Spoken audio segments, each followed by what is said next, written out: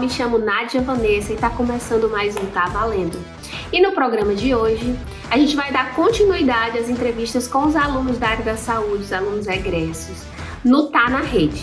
No Tá Bombando, Elzinha, vou mostrar tudo que bombou na semana e trazer aquelas dicas maravilhosas para vocês. Logo após, Carlos Daniel vai arrancar as melhores risadas e no final tem Papo Cabeça, mostrando tudo o que aconteceu na semana de enfermagem. Vocês têm que conferir.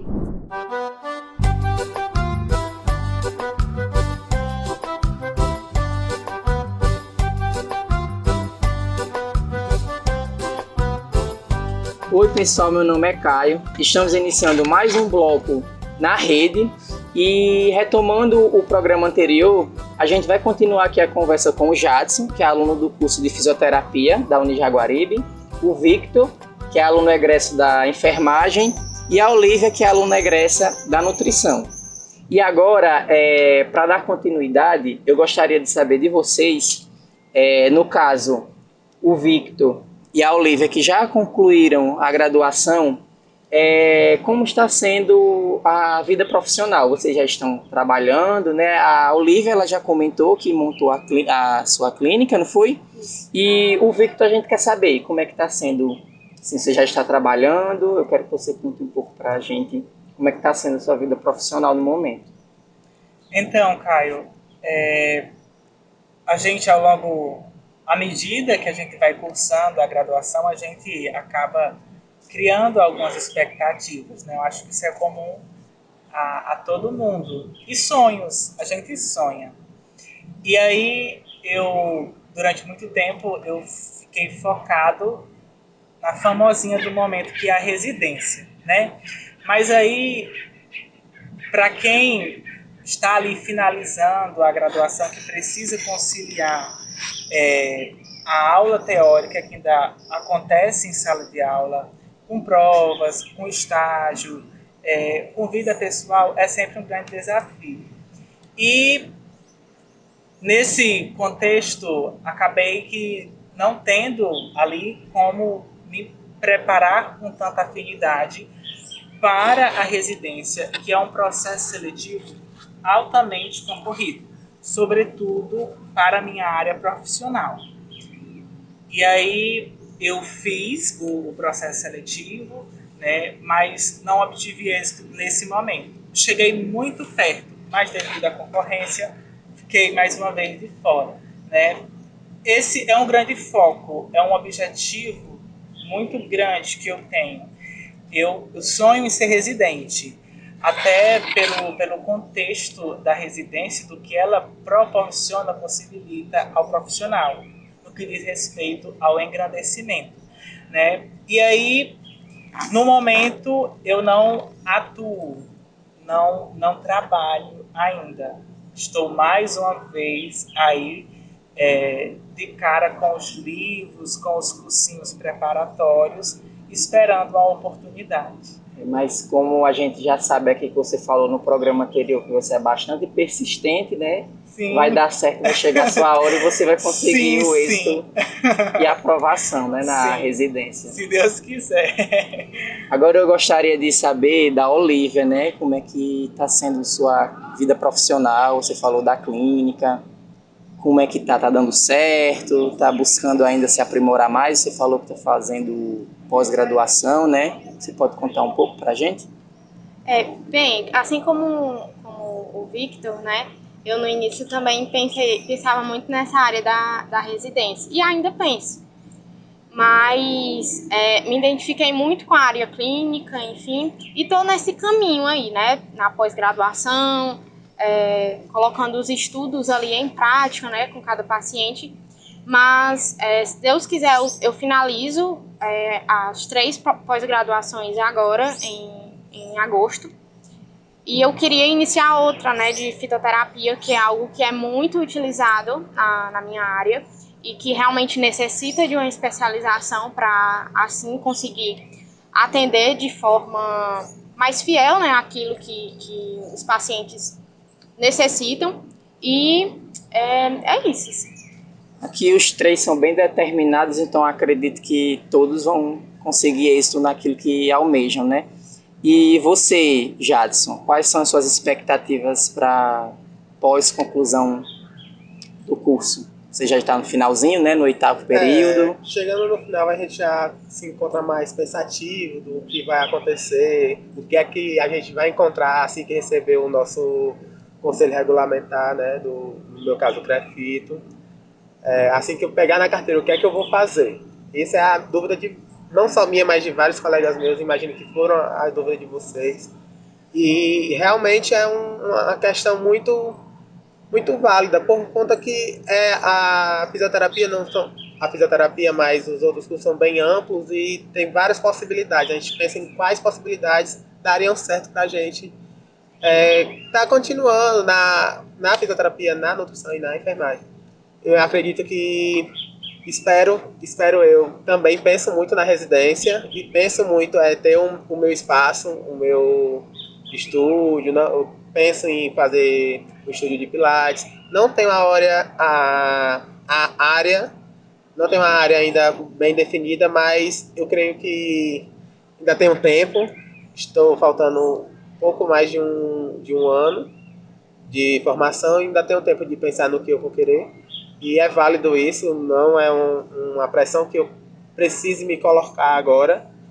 E seguir. Mas sempre pensando no futuro, que o futuro é bem aí e passa ligeiro. No instante, passa esses 5 anos e eu estarei formado. Como a Olivia falou antes, né, a questão dos estágios vai até ajudar nessa questão de você decidir que área seguir, né? Porque vocês vão trabalhando e vão se identificando, né, com as áreas que possibilitam, né, vocês atuar. No estágio a gente acumula várias experiências, a gente tem pacientes de todas as áreas, tanto desde a neurológica até a traumato-ortopédica. Não se limita a isso, a fisioterapia, a gente também tem várias outras áreas que são pouco comentadas, como fisioterapia oculomotor, que tenho certeza que a maioria não sabe da existência, que também é uma área em desuso aqui na região, são poucos fisioterapeutas que têm formação nessa área, que é uma área a se pensar em investir para atender várias pessoas que não têm esse apoio, esse aporte aqui na região. Inclusive, eu nunca tinha ouvido falar dessa fisioterapia. Fisioterapia oculomotor é muito responsável pelas dores de cabeça, dores faciais, e os músculos faciais também são muito pouco falados em comparação com o restante do corpo. Certo.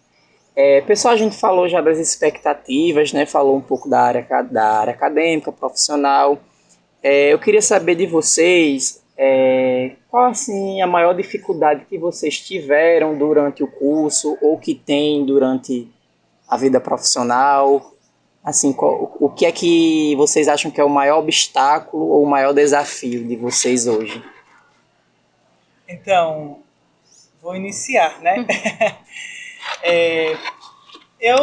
Se voltar ao meu passado, se eu olhar para trás, eu costumo dizer que eu não tive tantas dificuldades. Até porque, como eu disse, eu tinha sempre muito foco, muita determinação, e eu procurei sempre priorizar a universidade. Então, era meio que uma exclusividade total. Então, se comparado aos colegas que precisavam ter jogo de cintura para conciliar cursar a graduação e ter que trabalhar, quem tem filhos, responsabilidade de casa, então eu costumo dizer que eu não tive tantas dificuldades nesse aspecto, que diz respeito a isso.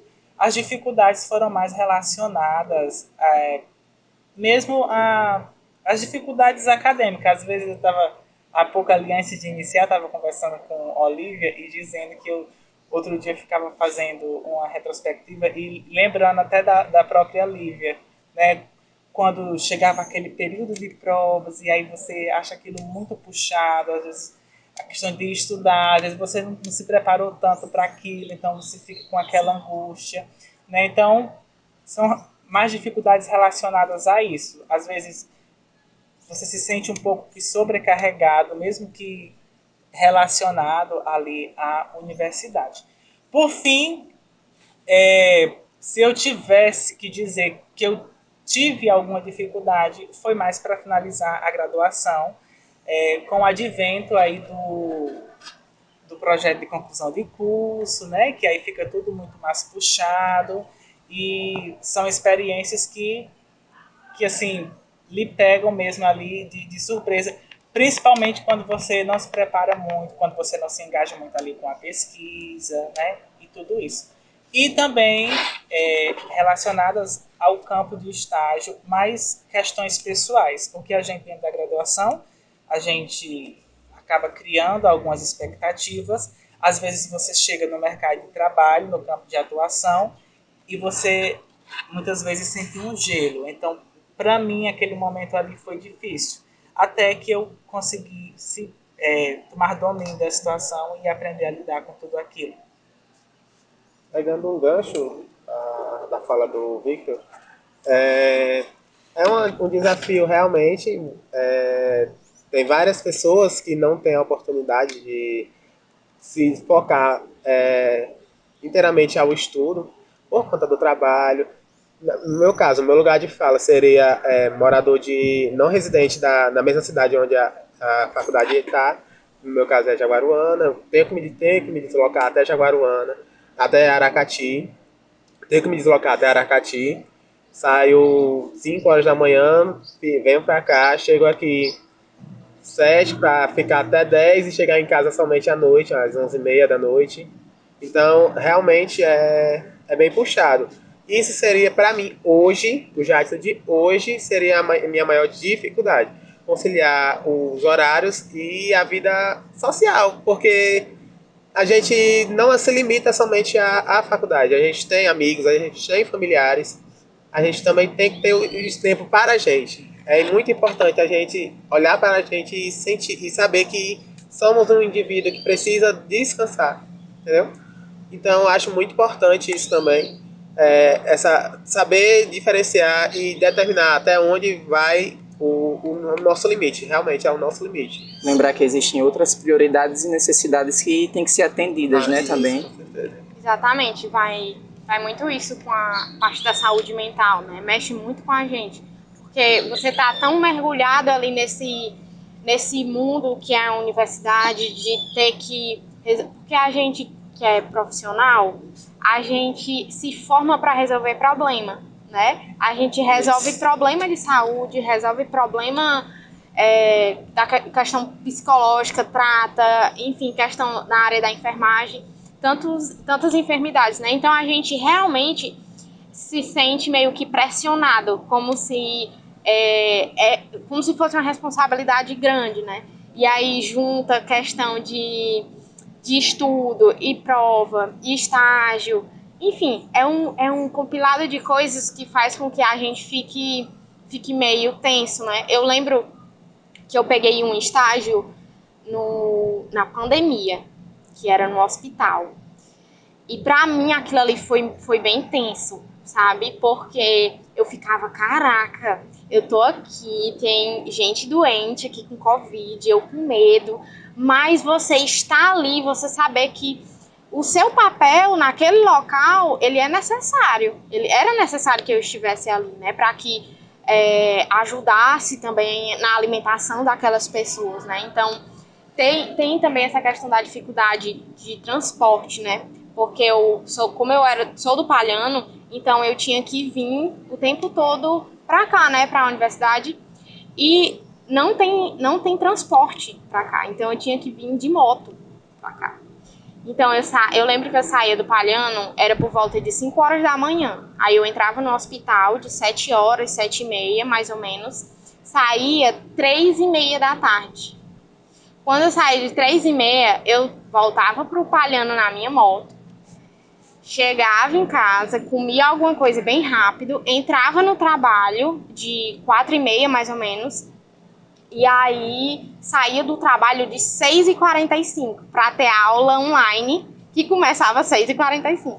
Então eu saía do trabalho com o celular olhando assim para poder estudar, enfim. Então ficava até 10 horas da noite para finalizar aquelas aulas e depois começar as atividades do estágio que precisava entregar no outro dia. Então realmente tem toda uma pressão, de necessidade, né? Coisas que você precisa entregar, mas que eu acho que eu precisei viver tudo que eu vivi para mim poder ter a cabeça que eu tenho hoje, talvez desenrolar algumas áreas que para mim era difícil, né? Enfim, então eu acho que o que a gente vive dentro da universidade tem dificuldade, tem, mas eu acho que é para o nosso crescimento pessoal também, ajuda muito. Os obstáculos servem, né, para desenvolver esse crescimento pessoal. Bom, pessoal, a gente quer agradecer, né, a participação de vocês aqui, agradecer a você, Jadson, a você, Olivia, você, Victor, e dizer que a gente está aqui, né, de portas abertas, né, no caso o espaço, câmeras ligadas, para que vocês possam vir aqui novamente e contar como está a vida de vocês, a rotina, o trabalho. E é isso. Obrigada. Eu agradeço o espaço para falar mesmo. Aqui me serviu bem de forma de um desabafo mesmo. Foi uma conversa bem interessante. E muito obrigado pelo convite. Também agradeço, né, a oportunidade de estar aqui, mais uma vez, voltar à Jaguaribe e poder falar dessa vez um pouco da minha experiência, né, de pós-formada, enfim. Então, isso foi muito gratificante. Agradeço. Então, o agradecimento também é todo meu, né? Eu que agradeço o espaço, a oportunidade de estar aqui. Para mim é motivo de muita alegria. Quando eu recebi o convite de vir participar desse momento, fiquei muito lisonjeado com tudo isso, né? Naquele momento eu já não confirmei, porque tinha algumas situações que precisava resolver, mas fiz um grande esforço de estar aqui, né? Eu me sinto muito bem nesse espaço. Aqui, a universidade, ela me proporciona muito bem-estar, né? Então, muito obrigado, sempre que precisar, estarei retornando. Foi um prazer estar aqui com vocês hoje, a gente se despede e vamos iniciar agora mais um Tá Bombando. Oi pessoal, tá começando mais um Tá Bombando, me chamo Nádia Vanessa e vamos para as novidades da semana.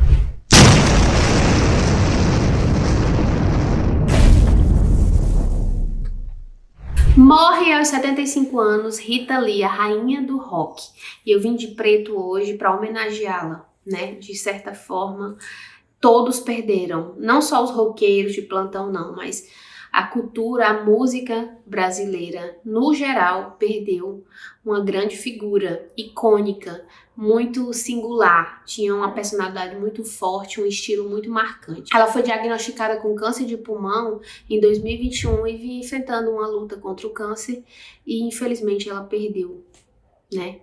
Ela faleceu no dia 8 de maio de 2023 e a família divulgou uma nota oficialmente nas redes sociais, confirmando essa triste notícia. Rita Lee nasceu em 1947, no estado de São Paulo. Ela despontou na carreira musical em 1960. Ela era vocalista de uma banda que chamava Os Mutantes.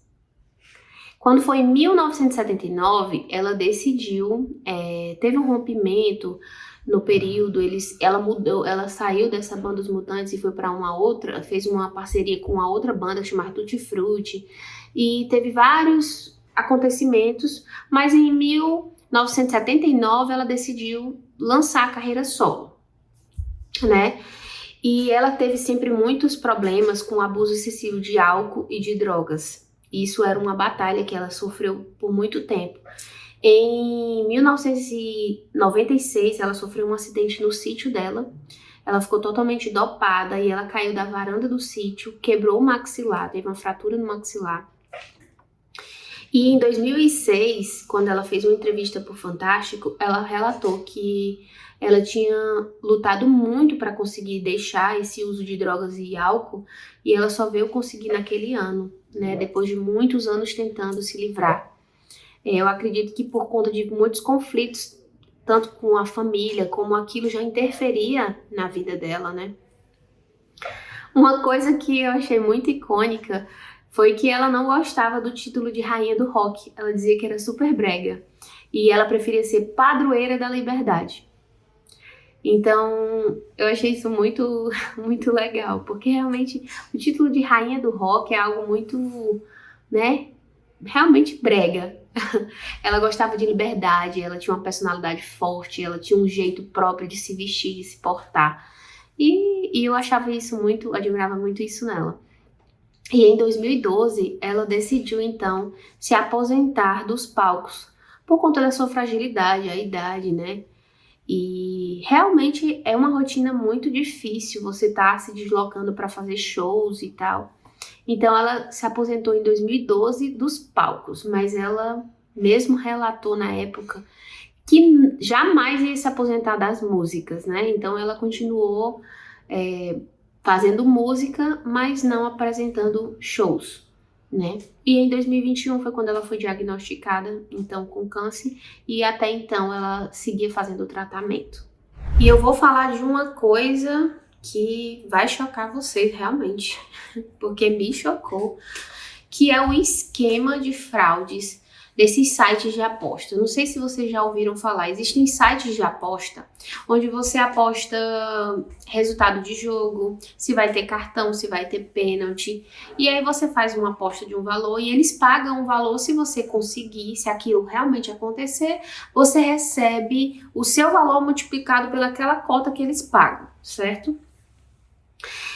E aí, gente, foi descoberto uma fraude e alguns jogadores estavam participando junto com uma organização criminosa para fraudar esses sites de aposta. Tipo, eles pagavam um sinal, um valor para o jogador forjar ou forçar um pênalti, um cartão, uma expulsão, algo desse tipo, que podia ou não podia interferir no resultado do jogo.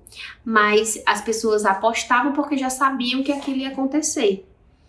E aí acabavam que ganhavam grandes valores.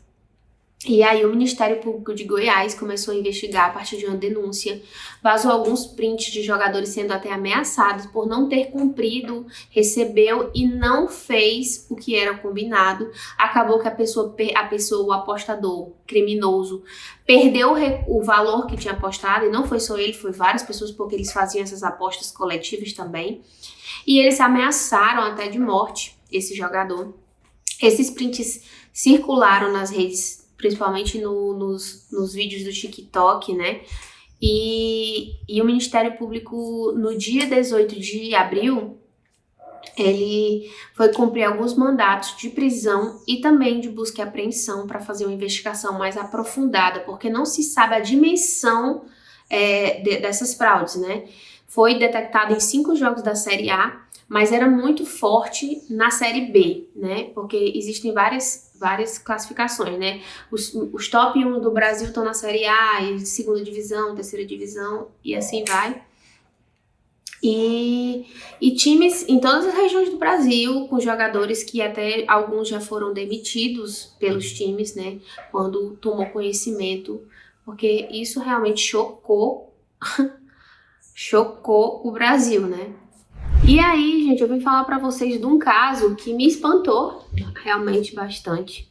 Mas eu vim trazer um pouco do contexto do que realmente aconteceu, porque nas manchetes dizia assim: a criança desapareceu em Santa Catarina e apareceu com a outra família em São Paulo. Então você pensa logo o seguinte: sequestraram a criança, venderam para um casal em São Paulo e levaram a criança, e é tráfico de pessoas. Sim, na primeira impressão, quando você vê a notícia, é isso que vem à cabeça. E eu, como mãe, fiquei muito apreensiva. Mas aí eu fui entender o que realmente tinha acontecido, né, no caso dessa criança que desapareceu em Santa Catarina. Essa criança era filha de uma mãe, ela teve ele ainda muito jovem, e ela foi registrada apenas com o nome da mãe. E a avó da criança, né, a avó materna, sentiu falta da criança mais ou menos no dia 30 de abril e perguntou à filha pela criança. E ela disse: não, ele está na casa de um coleguinha. Passou-se uns dias, essa mãe foi internada inconsciente e a avó materna ficou preocupada com a criança. Então ela foi procurar a criança na casa do coleguinha, que a mãe informou que estaria a criança. Quando chegou lá, ela soube que a criança não estava lá. E aí a avó materna foi e acionou a Polícia Civil, né? Deu conta do desaparecimento da criança. Quando você abre uma ocorrência com o desaparecimento de uma criança, de um menor, isso é divulgado em todo o Brasil, um sistema nacional, né, de comunicação, de troca de informações entre a Polícia Civil. Então foi encontrada essa criança com um casal em São Paulo. No ato eles foram presos e tudo, mas a mãe informa que ele é o possível pai da criança, que não registrou, e ela disse que deu a criança. Mas o que está sendo investigado hoje é se houve uma troca de favorecimento, se ela recebeu algum dinheiro pela criança, se realmente esse é o pai biológico da criança. Tudo isso está sendo investigado, se ela realmente vendeu a criança ou se ela deu, e se realmente existe um vínculo entre esse pai, esse suposto pai da criança. A criança hoje está na guarda da Justiça de São Paulo, né?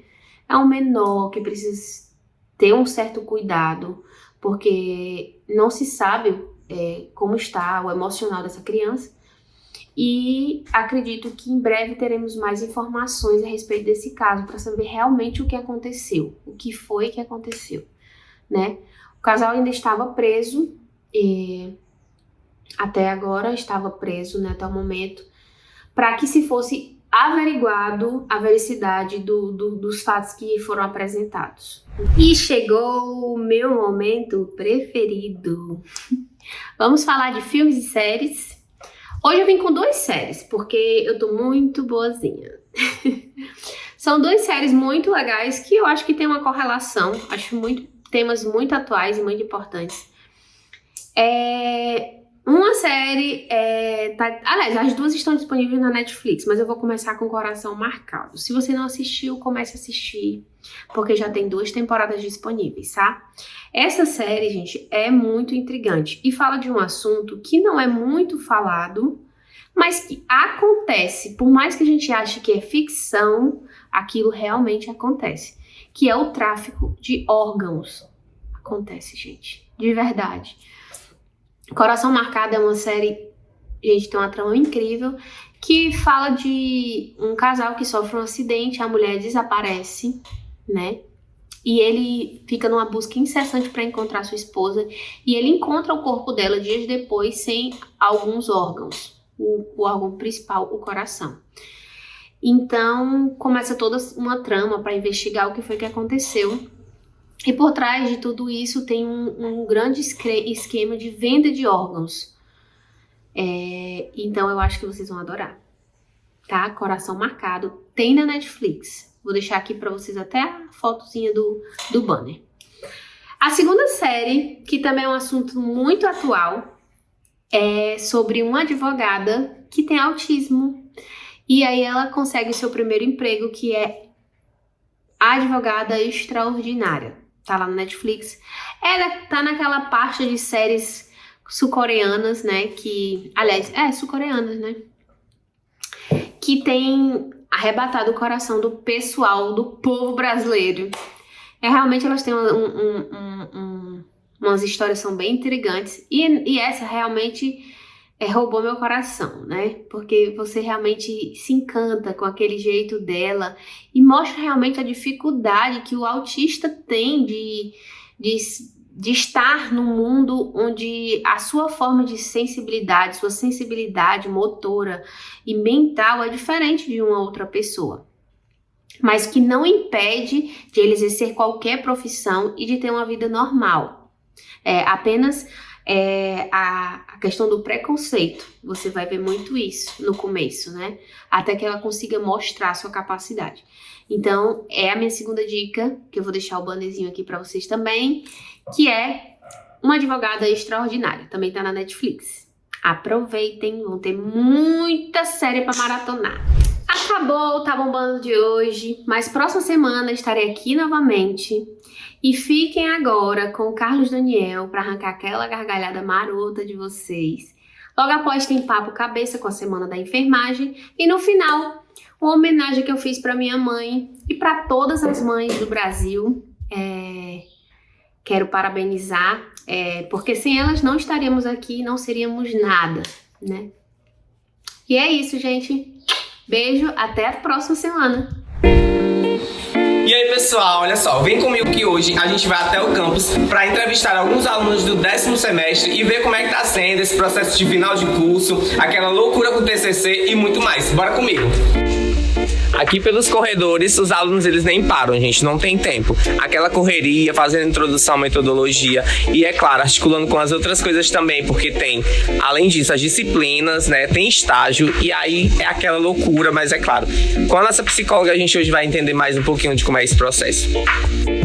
Uma sigla, 3 letras, uma emoção. TCC, gente, quem nunca passou por isso, não é mesmo? Então, o TCC é aquele período da faculdade, 10º semestre, os alunos tendem a ficar mais ansiosos, mas super normal. Não normal seria desistir, jogar tudo pro alto, que é o que dá vontade, né, gente? Mas assim, o aluno tem que ir com aquele intuito de que vai dar tudo certo e que o processo de escrita, ele só é possível a partir, né, de uma boa leitura. A gente tem que passar muito tempo em casa, sim, tem que, inclusive, excluir-se socialmente de vários lugares. Você tem que passar muito tempo em casa, dedicado, para que você consiga, de fato, fazer esse processo, que é difícil. Você pode participar de entrevista, senhor? Senhor, volte aqui, senhor.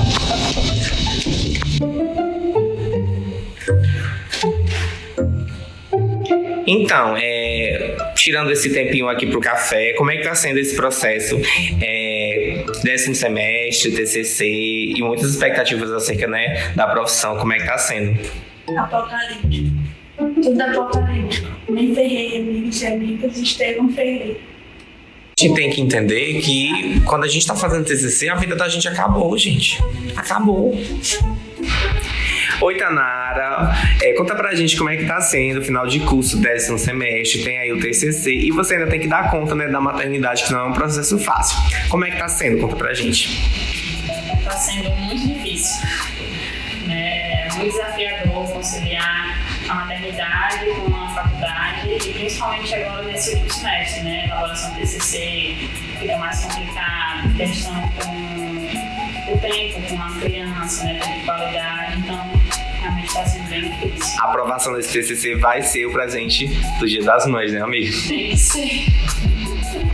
É justamente essa reflexão, será que é de verdade um TCC necessário no final de um curso? É para esse discurso que eu tô tentando movimentar, porque assim, até onde vai nossa saúde mental?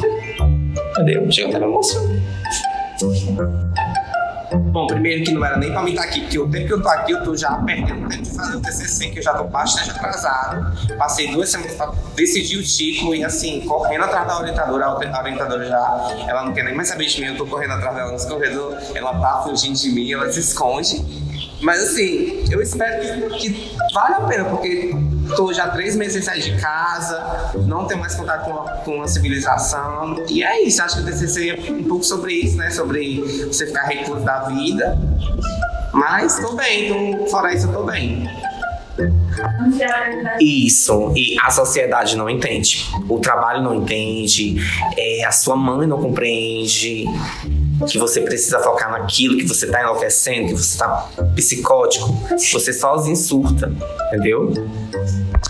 Galerinha, espero que vocês tenham gostado do programa de hoje. E como eu também tô nesse processo de elaboração de TCC, eu já tenho que cuidar e evoluir o meu. E é claro que o processo ele seja leve, né? E feito da melhor maneira possível, que nos cause ansiedade, embora isso seja muito difícil, mas que junto de um orientador vocês possam traçar estratégias, né, de organização para que tudo saia da melhor maneira possível. Então, fui!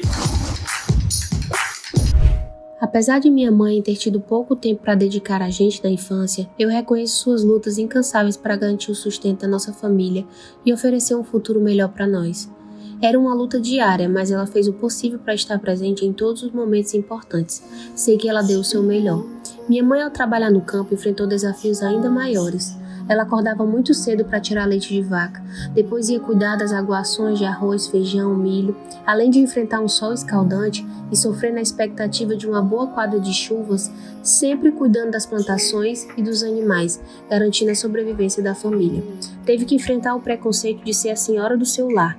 Viveu em meio à violência familiar, porém sobreviveu e me ensinou a não baixar a cabeça, não ter medo de ser quem eu sou e quem eu quero ser. Independente das minhas escolhas, me ensinou a não desistir. uma verdadeira heroína lutando com muita garra e determinação. Seu exemplo me serviu de inspiração. Sei que eu fui uma pessoa de muita sorte, pois eu também tinha a irmã Dionísia, que era uma segunda mãe. Ela me ensinou a amar o conhecimento e ter empatia com outras pessoas. Ela dedicou a sua vida a seguir a vida religiosa, ajudando sempre as pessoas mais humildes. E isso fez com que eu tivesse muito mais humanidade em meu coração. E com apenas 17 anos, eu aprendi o verdadeiro significado do amor. Sei que me tornei mãe muito jovem ainda. Porém, hoje consigo identificar que herdei a força, a garra e a vontade de trabalhar da minha mãe. Eu não tenho medo de trabalhar na agricultura, de ser empreendedora. E herdei da irmã Dionísia a vontade de ter sempre um pouco mais de conhecimento e de tentar de alguma forma ajudar as outras pessoas. Porém, eu sei que o maior aprendizado quem me deu foi os meus 3 filhos. Eles me ensinaram a ser feliz, me deram sentido a tudo o que eu vou fazer. Eu vivo por eles, meus 3 dublês de rico. Por isso eu tento fazer o meu melhor, para que eu seja inspiração na vida deles. Passar valores para eles que irão fazer diferença em seu futuro. Ser mãe é um presente divino, é uma das experiências mais gratificantes da vida. Feliz Dia das Mães!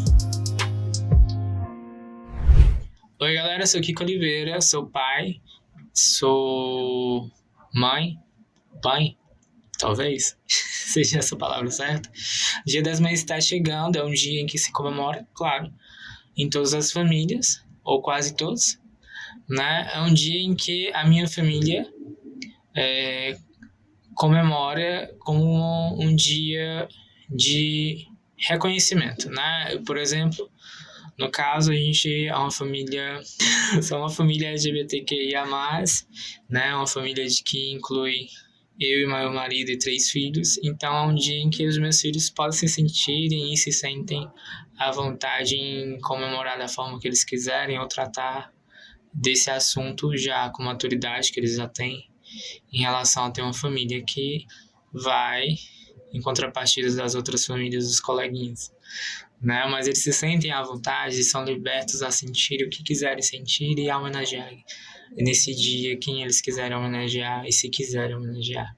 É um dia em que também a gente pede respeito às famílias também, né? Porque sabemos que tem famílias de 2 mães ou de uma mãe, ou propriamente dita a nossa família também. É um dia de respeito a essa figura que materna e que tão somente está ligada a um gênero, mas sim ao papel. Feliz Dia das Mães!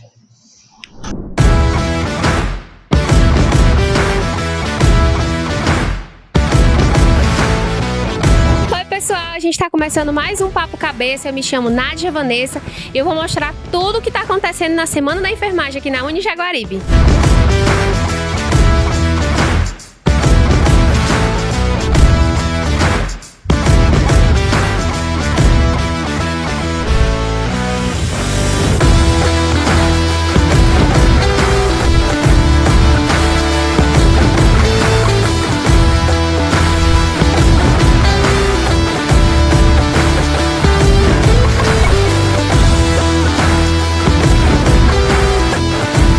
Eu tô aqui com a Neuma Nogueira, coordenadora do curso de enfermagem. Ela vai falar um pouco da Semana da Enfermagem que está acontecendo aqui na Unijaguaribe.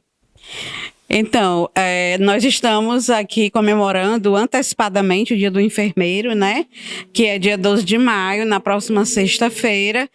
E aí a gente resolveu fazer uma semana de atividades com os acadêmicos para que eles também já tivessem, né, assim, essa preparação, né, do ser enfermeiro, de valorizar a profissão e refletir sobre inúmeras questões que nós temos hoje na nossa nossa prática da enfermagem. Então, nós começamos na segunda-feira, né, fazendo um momento de abertura, falando sobre a evolução histórica da enfermagem, né, como tudo começou.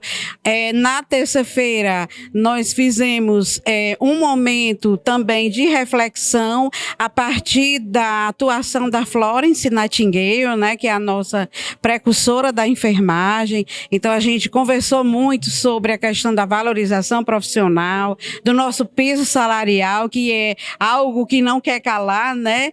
Quando é que vai acontecer de fato, né? Porque de direito nós já temos, porque a lei foi sancionada do nosso piso salarial. Hoje estamos aqui fazendo uma alusão à nossa enfermeira precursora do Brasil, que é a Ana Neri, e também tivemos aqui há poucos instantes uma roda de conversa, né, sobre empreendedorismo na enfermagem.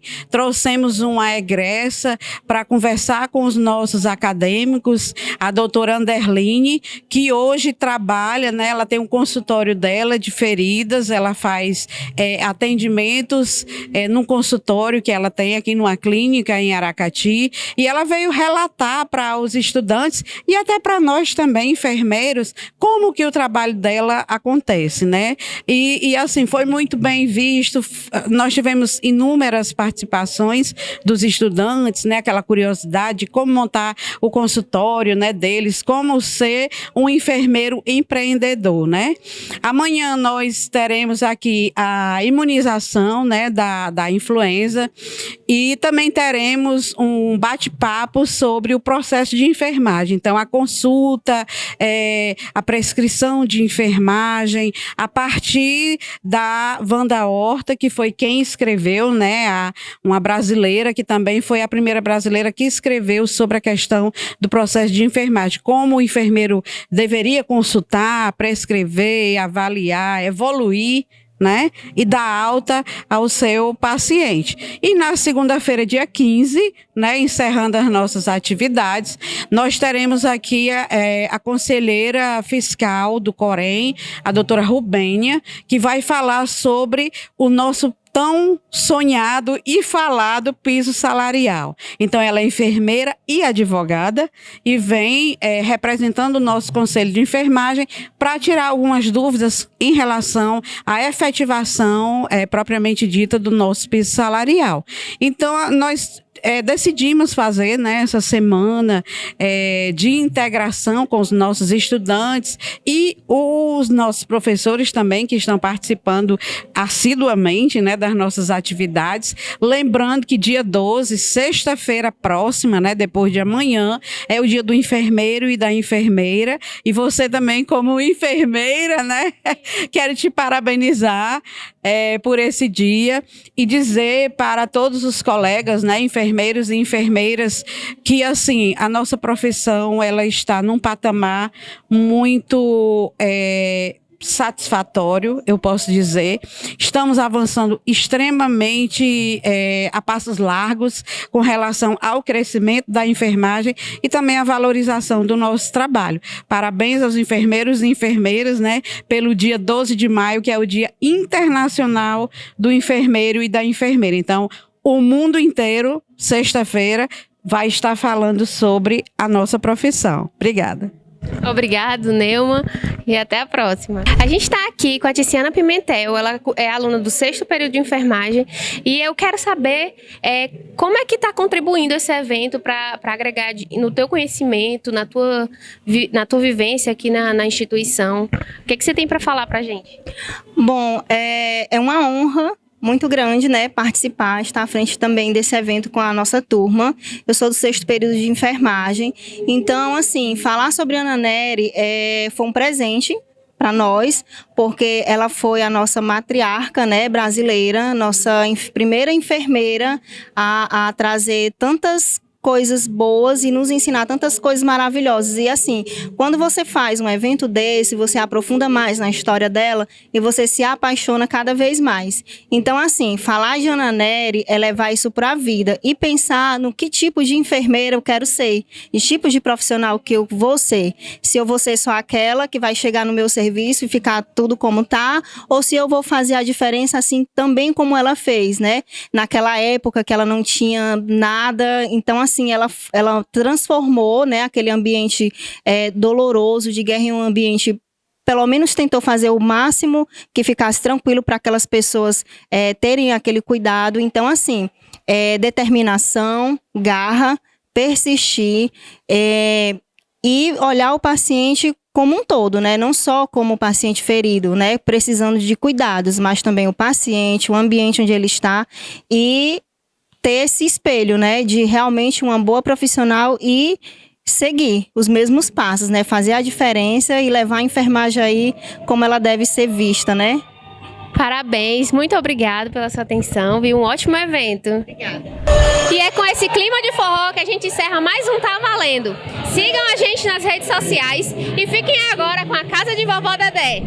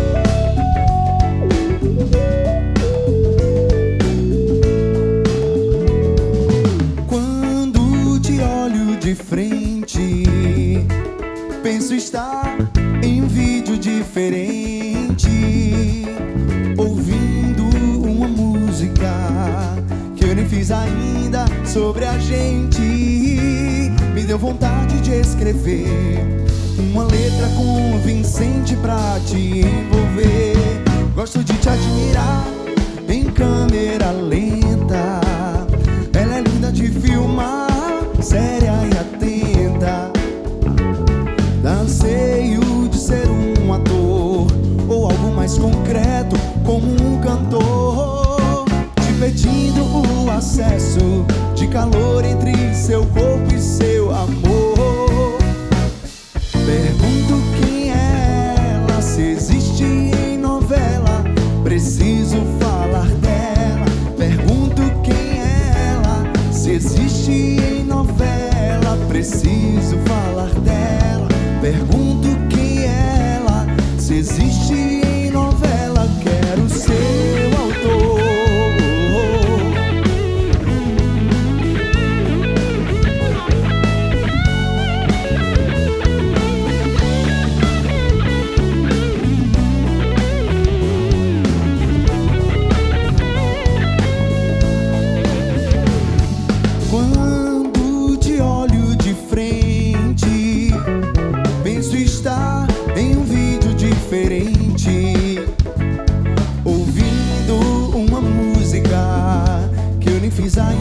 Sobre a gente, me deu vontade de escrever uma letra convincente pra te envolver. Gosto de te admirar em câmera lenta. Ela é linda de filmar, séria e atenta. Dá anseio de ser um ator ou algo mais concreto como um cantor, te pedindo o acesso de calor entre seu corpo e seu amor. Pergunto quem é ela, se existe em novela, preciso falar dela. Pergunto quem é ela, se existe em novela, preciso falar dela. Pergunto quem é ela, se existe em novela, quero ser o autor. Pergunto quem